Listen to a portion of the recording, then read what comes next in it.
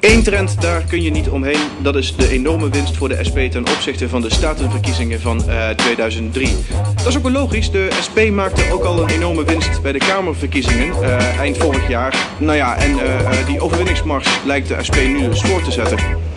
In Venray begint de reis met de SP-treinen. Boeren zijn er tot als ze Mercedes te vrezen zijn. Vroeger werd milieubewustzijn vaker genegeerd, maar biologische landbouw wordt nu gestimuleerd. Venlo, dat is de volgende halte. Daar krijgt de Experience Park langzaam gestalte. Een ondernemer stapt en stemt de SP, want dat de binnenstad kapot gaat vindt die jongen slecht idee. De treinmachinist, stem de SP. Het biologische gezin, stem de SP. Onze treinconducteur, die stemt de SP. En ook de kleine ondernemer, die stemt de SP. Dan zijn we met z'n allen aanbeland in Roermond, waar net de Intercity uit Weert aankomt. Een medewerker jeugdzorg stapt in onze trein en is blij dat de lange wachtlijst nu verdwijnt. Is zit dat een geleen? Stopt de SP-bus, gratis voor kinderen en van 65 plus. Oma kan nu gemakkelijk met haar kleinkind op pad. Ze stemmen op de partij die wel aandacht voor haar had. De medewerker jeugdzorg stemt de SP.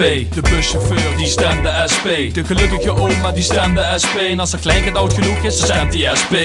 Dan naar Heerlen, SP is daar actief. Zit in het bestuur en biedt een alternatief. Vroeger was de invloed van SP nog beperkt, maar nu laten ze zien dat het wel degelijk werkt. Ze maken zich sterk tegen hoge heren die niet in ons investeren, maar zelf van profiteren. Gelukkig houden ze de waarheid tegen het licht en zet SP dankzij u bij 9 zetels in Maastricht. SP bedankt Heerlen, SP bedankt Maastricht, SP bedankt Venlo, SP bedankt Weert, SP bedankt Sittard, SP bedankt Venray, SP bedankt Roermond, SP bedankt Limburg.